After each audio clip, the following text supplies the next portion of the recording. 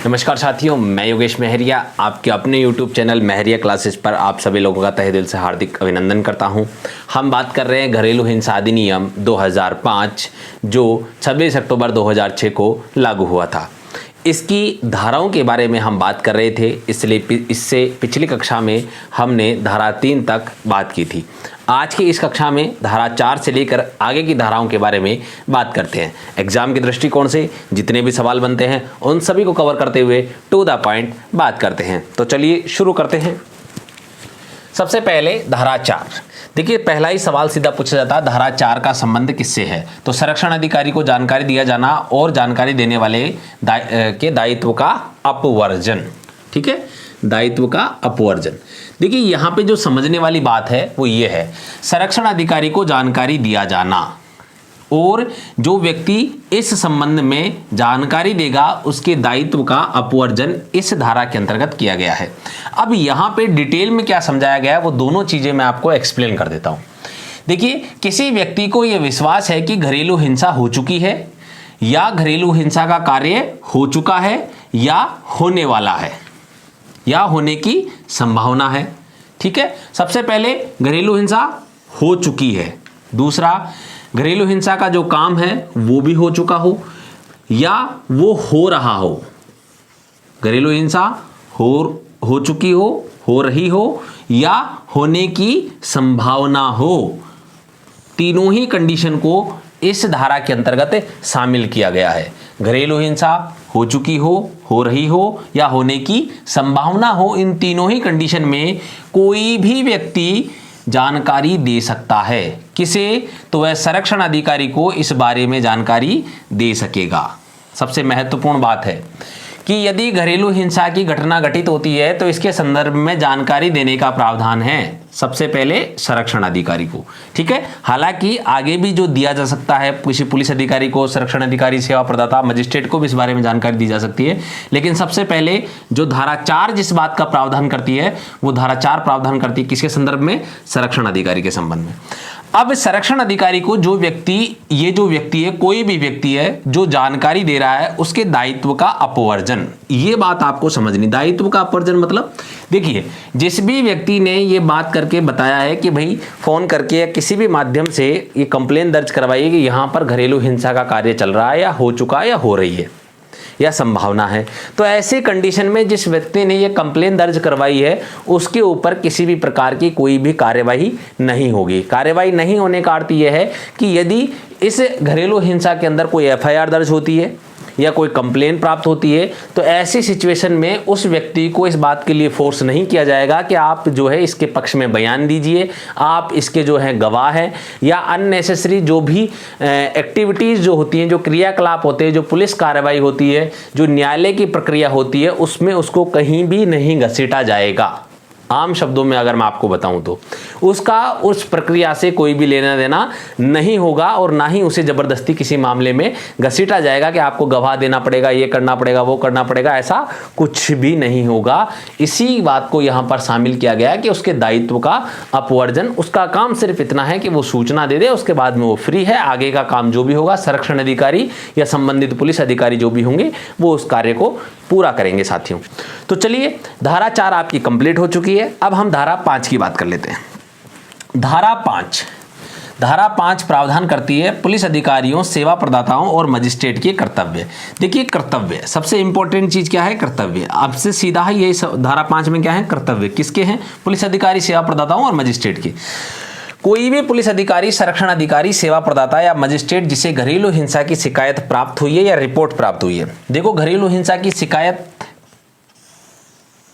या रिपोर्ट, देखो रिपोर्ट क्या होती है? सीधे तौर पे हम बात करें तो पुलिस थाने से संबंधित है, यानी कि यहाँ पर रिपोर्ट यानी कि थाने में किसी ने एफआईआर करवा दी या थाने में इस प्रकार की संबंधित कोई सूचना दी है। शिकायत हम बात करें जो है संरक्षण अधिकारी के पास पहुँचती है, और हम बात करें मजिस्ट्रेट से भी संबंध में शिकायत की जा सकती है। तो ये जो है किसी को भी शिकायत या रिपोर्ट जो भी प्राप्त हुई है तो वह व्यतीत व्यक्ति को इस अधिनियम के अधीन प्राप्त अधिकारों की जानकारी प्रदान करेगा। सबसे इंपॉर्टेंट बात है, सवाल यहीं से बनता है कि किस धारा के अंतर्गत व्यथित व्यक्ति को उसके अधिकारों की जानकारी देने का प्रावधान है। कौन सी धारा में है? धारा 5 में। अब अगला सवाल यहीं से बनता है कि किस धारा के अंतर्गत व्यक्ति को घरेलू हिंसा अधिनियम में प्राप्त अधिकारों की जानकारी देने का दायित्व या कर्तव्य किसे सौंपा गया है? पुलिस अधिकारियों, सेवा प्रदाताओं, मजिस्ट्रेट, उपरोक्त सभी। तो तीनों ही यहां पर कवर हो जाएंगे साथियों। ठीक है, तो यहां से किस प्रकार से सवाल बनेंगे, उम्मीद करता हूं आपके कंसेप्ट क्लियर हो चुके होंगे। आगे बात करते हैं, अब अधिकार कौन कौन से हैं, किस अधिकारों की बात कर रहा है। देखिए यहां पे किसी संरक्षण आदेश, निवास आदेश, धनीय अनुतोष आदेश, अभिरक्षा आदेश, प्रतिकर आदेश या ऐसे एक से अधिक आदेश प्राप्त करने के लिए आवेदन करने का अधिकार उस व्यथित व्यक्ति को प्राप्त है। किसे प्राप्त है? व्यथित व्यक्ति को, यानी कि जिसके साथ घरेलू हिंसा हुई है वह व्यक्ति, उसको ये आदेशों के बारे में जानकारी देना जो है यहाँ पर उसको, कि भाई आप इस प्रकार के आदेशों के लिए हम बात करें आवेदन कर सकते हैं, अप्लाई कर सकते हैं, और आप चाहे तो सबके लिए भी अप्लाई कर सकते हैं, एक या एक से अधिक। अब देखिए सबसे इंपॉर्टेंट बात है, संरक्षण आदेश धारा 18 में है, प्रतिकर आदेश इस अधिनियम की धारा 19 में है, धनीय अनुदेश आदेश 20 में है, अभिरक्षा आदेश 21 में है और प्रतिकर आदेश 22 में है। साथियों आपको चारों ही आदेश और चारों ही धाराएं याद करनी है, क्योंकि सबसे इंपॉर्टेंट बात है एग्जाम में, जब भी एग्जामिनर जो सवाल बनाता है कि घरेलू हिंसा संरक्षण अधिनियम 2005 के अंतर्गत मजिस्ट्रेट धनीय अनुतोष आदेश किस धारा के तहत पारित करता है? तो धारा 20 के तहत धनीय अनुतोष। इसी प्रकार प्रतिकर आदेश तो धारा 22 आपके सामने। तो यहां से धाराओं से रिलेटेड सीधा सवाल आपका जो है यहां से बनता है। ठीक है, अधिकार जो है वो दे दी, इनके बारे में हम जानकारी यहां पर प्रदान करेंगे। कौन करेगा? पुलिस अधिकारी, सेवा प्रदाता और मजिस्ट्रेट। अच्छा, सेवा प्रदाता कौन है? सेवा प्रदाता कौन है? देखो, जो सर्विस प्रोवाइड करवा रहा है। जैसे अगर घरेलू हिंसा की घटना घटित हुई है और कोई व्यक्ति हॉस्पिटल गया है और हॉस्पिटल जाकर उसने अपना उपचार करवाया है और उसने वहां बताया कि मेरे साथ ऐसे घर में मारपीट हुई, इस कारण मुझे चोट लग गई, तो वो क्या है? सेवा प्रदाता है। ठीक है, तो इस प्रकार और भी जो अन्य संस्थाएं हैं, जो हॉस्पिटल्स हो गया, और भी अन्य हैं जो भी इसके अंदर शामिल होते हैं, जिसके बारे में हम डिटेल से बात करेंगे। लेकिन सबसे पहले हम यहाँ देख लेते हैं इस धारा के अंतर्गत आगे बात। देखिए, सेवा प्रदाता की सेवाओं की उपलब्धता, जैसा मैंने अभी आपको बताया, जैसे अब यहाँ पर जो है कोई व्यक्ति मान लीजिए हॉस्पिटल जाता है, तो वहां पर हॉस्पिटल के अंदर उसे कौन कौन सी सेवाएं उपलब्ध होंगी, उन सब के बारे में जानकारी, किस प्रकार से उसका इलाज किया जाएगा, किस प्रकार से उसको जो है किसी भी परेशानी का सामना नहीं करना पड़ेगा, जब चाहे वो अपनी सुविधाओं का इस्तेमाल कर सकता है, सेवाएं ले सकता है। संरक्षण अधिकारियों की सेवाओं की उपलब्धता। संरक्षण अधिकारी की सेवाएं कैसे होंगी? देखिए, संरक्षण अधिकारी का दायित्व होता है, कर्तव्य होता है, सबसे पहले तो वो अधिकारों की जानकारी देगा, उसके बाद में ये संबंधित पुलिस थाने, संबंधित मजिस्ट्रेट को इस संबंध में क्या करता है, जो शिकायतें प्राप्त होती है उनको अग्रेसित करता है। ठीक है, कि भाई मेरा काम है, आपने अगर मेरे पास कंप्लेन दर्ज करवाई है तो आगे की जो पूरी कानूनी प्रक्रिया है, उस कानूनी प्रक्रिया को पूरा करने का काम इस व्यक्ति का है। यानी कि संबंधित पुलिस थाने को वो इस संबंध में सूचना देगा, मजिस्ट्रेट के पास देगा, जब न्यायालय की सुनवाई होगी, जो भी चीज़ें होंगी उन सब में ये भाग लेगा प्रत्यक्ष रूप से। ठीक है, और मजिस्ट्रेट को भी इस संबंध में सहायता मुहैया करवाएगा उस केस को सॉल्व करने में। ठीक है, इसी के तहत अभी देखिए ये अगले वाला पॉइंट काफ़ी इंपॉर्टेंट है, वो भी इसी के अंडर है। क्या है? विधिक सेवा प्राधिकरण अधिनियम 1987। देखो यहां से सवाल सीधा पूछेगा। विधिक सेवा प्राधिकरण अधिनियम 1987 के अधीन निःशुल्क विधिक सेवा का अधिकार। सवाल क्या बनेगा? देखिए, किस धारा के अंतर्गत व्यक्तित व्यक्ति को विधिक सेवा प्राधिकरण अधिनियम 1987 के अंतर्गत निःशुल्क विधिक सेवा का अधिकार प्राप्त है? तो धारा 5 में इस अधिकार की जानकारी प्रदान की गई है। यहां पर क्या बताई गई है? जानकारी देना। और जानकारी कौन देगा? आपके सामने अभी पहले ही मैंने आपको बता चुका हूं, पुलिस अधिकारी, संरक्षण अधिकारी और मजिस्ट्रेट यहां पर जो है, और सेवा प्रदाता यहां पर जो जानकारी प्रदान करेंगे। यहाँ पर निःशुल्क का मतलब ये होता है कि यहाँ पर जो जितनी भी कानूनी प्रक्रिया कोर्ट के अंतर्गत होती है साथियों, कोर्ट में जो कानूनी प्रक्रिया होती है, जो वकील होता है वो वकील और जो कानूनी प्रक्रिया जो कागजात डॉक्यूमेंटेशन तैयार किए जाते हैं वो निःशुल्क रूप से तैयार करने का प्रावधान है और उसके लिए जो यहाँ पर वकील मुहैया करवाया जाएगा। और वकील भी कौन मुहैया करवाएगा? संरक्षण अधिकारी इस संबंध में वकील मुहैया करवाता है। ठीक है, वो प्रोवाइड करवा देता है कि साहब ये वकील की हमारे पास लिस्ट है, ये सबकी लिस्ट रखता है। संबंधित पुलिस स्टेशन जितने भी आसपास में अपने ये जिसका संरक्षण अधिकारी का जो अधिकार क्षेत्र होता है उसके अंदर कितने पुलिस स्टेशन हैं, उन सभी के कितने पुलिस अधिकारी इस संबंध में काम करते हैं, घरेलू हिंसा के जो केसेस है वो कौन डील करता है, उस संबंध में कितने हॉस्पिटल्स हैं और कितने कौन से मजिस्ट्रेट की अधिकारिता में ये क्षेत्र आता है, तमाम जानकारियाँ इसके पास होती हैं। और विधिक सेवा प्राधिकरण के अंतर्गत कौन कौन व्यक्ति जो है अथोराइज किया गया है, कौन कौन व्यक्ति जो निःशुल्क रूप से सेवाएँ प्रदान करता है तो उनकी कॉन्टैक्ट लिस्ट होती है, कौन व्यक्ति जो आगे किस प्रकार के केसेस डील करता है, ये सारी जानकारी इस व्यक्ति के पास होती है, संरक्षण अधिकारी के पास होती है और यही इसमें अहम कड़ी निभाता है साथियों। तो चलिए आगे हम बात कर ले। भारतीय दंड संहिता 1860 की धारा 498 के अधीन परिवाद दर्ज कराने का अधिकार। 498 मैंने इंपॉर्टेंट बताया था, ये भी काफी इंपॉर्टेंट है क्योंकि आपको पता है घरेलू हिंसा अधिनियम के अंतर्गत परिवाद किस धारा में दर्ज किया जाता है, तो आपको याद रखना 498A। और आपको एक और चीज यहां पर बता दूं, दहेज की जो डिमांड की जाती है वो भी परिवाद 498A के अंतर्गत ही दर्ज किया जाता है। तो यहाँ पे जब कई बार कन्फ्यूजन क्रिएट हो जाए तो आप यहाँ पर याद रखना दोनों ही अधिनियम के अंतर्गत 498A के अंतर्गत परिवाद या मुकदमा आप FIR करवा सकते हैं। चलिए आगे हम बात करें। परंतु किसी पुलिस अधिकारी को संज्ञेय अपराध, संज्ञेय यानी कि संगीन अपराध की जानकारी प्राप्त होती है या रिपोर्ट प्राप्त होती है तो वह विधि के अनुसार कार्रवाई करेगा।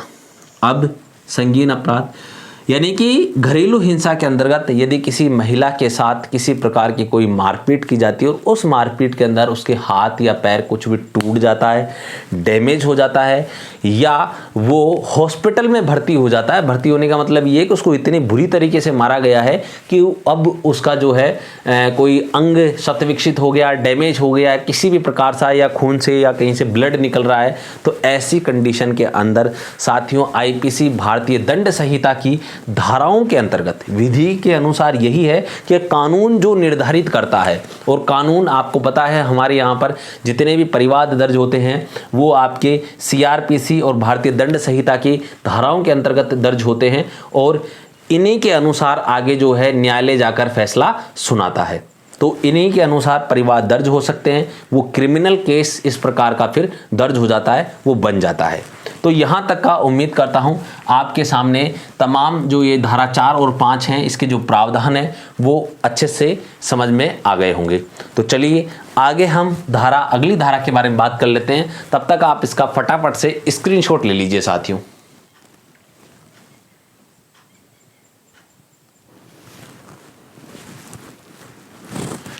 धारा 6 आश्रय गृहों के कर्तव्य। देखो साथियों, आश्रय गृह के क्या कर्तव्य होंगे ये इसके अंदर बताया गया। सीधा सा सवाल है, घरेलू हिंसा अधिनियम के अंतर्गत किस धारा के अंतर्गत जो है आश्रय गृहों के कर्तव्य हैं? धारा 6 के अंतर्गत। अब धारा 6 में आश्रय गृह क्या कर्तव्य है? देखिए, अनुरोध करने पर आश्रय गृह का भार साधक व्यथित व्यक्ति को आश्रय गृह उपलब्ध करवाएगा। तो सबसे पहले इंपॉर्टेंट चीज़ तो ये है कि अनुरोध करने पर सबसे पहले उससे रिक्वेस्ट किया जाएगा कि उसे जो है आश्रय गृह उपलब्ध करवाया जाए। किसे? व्यथित व्यक्ति को, यानी कि जो भी घरेलू हिंसा का शिकार जो महिला है उसे कौन करवाएगा? भार साधक व्यक्ति। देखिए, इस शब्द का अर्थ ये है कि जो भी व्यक्ति उस आश्रय गृह के प्रबंधक है, हम कहें उसका जो है प्रबंधक है या प्रबंधन के लिए जो भी व्यक्ति वहाँ पर जिम्मेदार है या जिस व्यक्ति के द्वारा ये आश्रय गृह चलाया जा रहा है वो व्यक्ति। भार साधक का अर्थ यही होता है कि जो भी व्यक्ति उसका मालिक है, उसे जो चला रहा है या जो उस समय वहाँ पर मौजूद है जिसके द्वारा इस प्रकार की अनुमति दी जा सकती है। ठीक है, तो उसके द्वारा जो है यहाँ पर वो किसको उपलब्ध करवाएगा? व्यथित व्यक्ति को आश्रय गृह उपलब्ध करवाएगा। जब भी व्यथित व्यक्ति इस प्रकार का क्या करेगा? अनुरोध करेगा। लेकिन साथियों, इसके अंदर काफ़ी जटिल लैंग्वेज बहुत सारी लिखी हुई थी, मैंने सारी हटा के इंपॉर्टेंट लाइन आपको सारा शॉर्ट में समझा दिया। अब यहाँ पर सबसे इंपॉर्टेंट बात ये कि अनुरोध कौन करेगा? देखिए, अनुरोध व्यथित व्यक्ति स्वयं भी कर सकता है वह चाहे तो संरक्षण अधिकारी के द्वारा भी इस प्रकार का अनुरोध किया जा सकता है, या व्यथित व्यक्ति की तरफ से कोई अन्य व्यक्ति भी इस प्रकार का अनुरोध कर सकता है, ठीक है, या कोई सेवा प्रदाता भी इस प्रकार का अनुरोध कर सकता है। लेकिन ये सब कब करेंगे? जब व्यथित व्यक्ति इस प्रकार के आश्रय गृह में क्या रहना चाहेगा, रहने की अपील करेगा कि भाई मुझे आश्रय गृह में शरण दी जाए। तो ऐसी कंडीशन में वो कहेगा कि आप कौन से आश्रय गृह में रहना चाहते हैं, तो फिर वो कह देगा कि हमें जो भी मजिस्ट्रेट के द्वारा जिस प्रकार का आश्रय गृह हमें उपलब्ध रहेगा, जिसमें सुरक्षा हो, वो जिस प्रकार की मांग करता है उसको मद्देनजर रखते हुए संरक्षण अधिकारी के द्वारा या किसी अन्य व्यक्ति के द्वारा इस प्रकार का आवेदन कर दिया जाता है, और उस आश्रय गृह में वहाँ पर जो है व्यथित व्यक्ति या घरेलू हिंसा की जो शिकार महिला है वो रह सकती है। चलिए आगे हम बात करते हैं धारा 7 के संदर्भ में। धारा 7 क्या कहती है? धारा 7 कहती है चिकित्सीय सुविधाओं के कर्तव्य। ये भी इंपॉर्टेंट है कि भाई चिकित्सीय सुविधाओं के कर्तव्य किस धारा में? धारा 7 में है, ठीक है। किस प्रकार कैसे कर्तव्य? देखिए, व्यथित व्यक्ति या उसकी ओर से संरक्षण अधिकारी या कोई सेवा प्रदाता द्वारा अनुरोध करने पर क्या किया जाएगा? अनुरोध, रिक्वेस्ट की जाएगी। तब चिकित्सीय सुविधाओं का भार साधक व्यक्ति, जो भी व्यक्ति जिम्मेदार है, जो भी व्यक्ति वहाँ का मालिक है, जो भी प्रबंधक है, या जिसे इस प्रकार की जिम्मेदारी सौंपी गई है, वह व्यक्ति व्यथित व्यक्ति को चिकित्सीय सुविधाएं उपलब्ध करवाएगा, ठीक है। चिकित्सीय सुविधाएं मैंने आपको बताया, मारपीट हो जाती है, हल्की फुल्की कुछ वजह चोट लग जाती है, कुछ डैमेज हो गया, कुछ कर गया, तो ऐसी कंडीशन में चिकित्सीय सुविधाएं उसको प्राप्त होती हैं।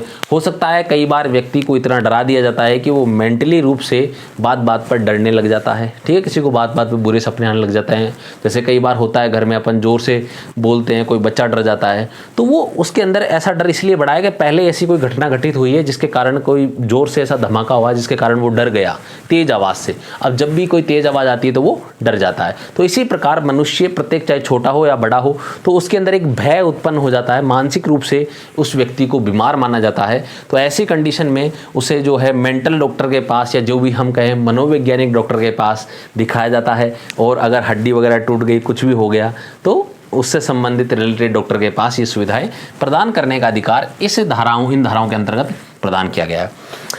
इस भाग में, या हम कहें इस कक्षा में, हम इतनी ही बात करेंगे। अगली जो कक्षा है वो काफ़ी इंपॉर्टेंट है, वो संरक्षण अधिकारी के संदर्भ में है। तो पूरा संरक्षण अधिकारी से संबंधित जो महत्वपूर्ण जानकारी है वो हम अगली कक्षा में पढ़ेंगे। तब तक के लिए मैं आप सभी से विदा लेना चाहता हूँ। आप किसी भी टॉपिक, किसी भी विषय के ऊपर और किसी भी कंटेंट के ऊपर अगर आप वीडियो चाहते हैं तो आप हमें कमेंट कर सकते हैं। तब तक के लिए मैं आप सभी से विदा लेता हूँ। जय हिंद, जय भारत। लाइक एंड शेयर जरूर कीजिएगा।